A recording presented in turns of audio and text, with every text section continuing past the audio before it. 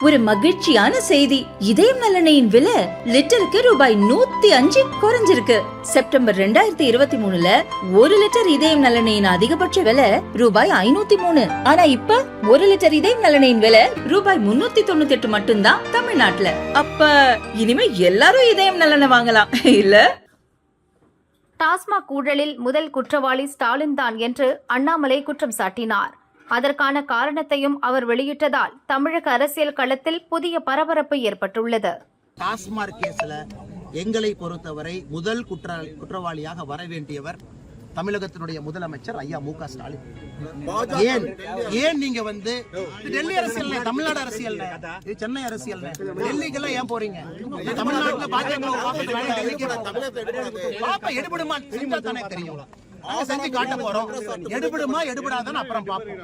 செய்வது உறுதின்னு சொல்லிட்டு டாஸ்மாக் வழக்கில் என்னை பொறுத்தவரை முதல் குற்றவாளியாக இருக்க போறவரே தமிழ்நாட்டுடைய இன்றைய முதலமைச்சராக இருக்கக்கூடிய மு.க. ஸ்டாலின் நான் சொல்லிட்டேன்.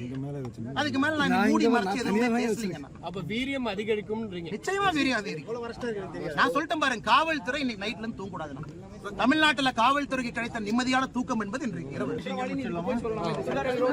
அரசு பண்ண சொல்லுங்க. சட்டத்துறை அமைச்சர் சட்டவிரோதமான முதலமைச்சர் மு.க. ஸ்டாலின் அவர்களை ஏவன் குற்றவாளியாக வர வேண்டும் என்று சொல்லி இந்த வழக்கில் சட்டத்துறை அமைச்சர் தான் சட்ட கையில தான் வச்சிருக்காரு. நான் பயந்துட்டு ஐயோ ரகுபதி என்ன பயந்துட்டேன், நான் சொன்னது பொய்ன்னு சொல்ல போறேன்னா கிடையாது.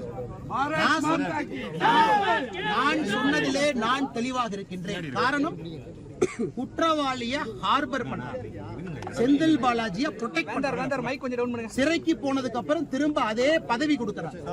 தமிழ்நாட்டுல டாஸ்மார்க்ல இவ்வளவு ஊழல் நடந்திருக்குன்னு இத்தனை பேர் பேசிய பிறகு கூட 1 வருஷத்துக்கு மேல சிறையில் இருந்து வந்த செந்தில் பாலாஜிக்கு அதே துறையை கொடுக்கிறாருன்னா எப்படி இவரை குற்றவாளி இல்லை என்று நான் சொல்லுவேன்? ஹார்பரிங் கிரிமினல் கூட இருக்காரு. முதலமைச்சருக்கு அது இது இல்லையா? இன்னைக்கு உச்ச நீதிமன்றமே கேள்வி கேட்கிறாங்க, அமைச்சரை பார்த்து தார்மீக அடிப்படையில நீங்க அமைச்சரா கன்டினியூ பண்ணுமான்னு கேட்கிறாங்க. இந்த அடிப்படையில முதல் குற்றவாளின்னு சொல்றேன். ஏன்னா எனக்கு என்னுடைய மூளைக்கு எட்டின வரைக்கும், என்னுடைய கருத்து சுதந்திரத்துக்கு எட்டின வரைக்கும் எனக்கு தெளிவா தெரியுது சிஎம் இஸ் இன்வால்வ். அதனாலதான் அந்த நீஜக் ரியாக்ஷன். கடந்த 15 நாட்களாக தமிழக அரசு போடக்கூடிய நாடகம் எல்லாம் என்ன? டாஸ்மார்க்ல முதலமைச்சர் இன்வால்வ் ஆயிருக்காரு. அதனால யாங்க செந்தில் பாலாஜி மேல போக போறது. எங்களை பொறுத்தவரை முதல் குற்றவாளி மு.க. ஸ்டாலின்.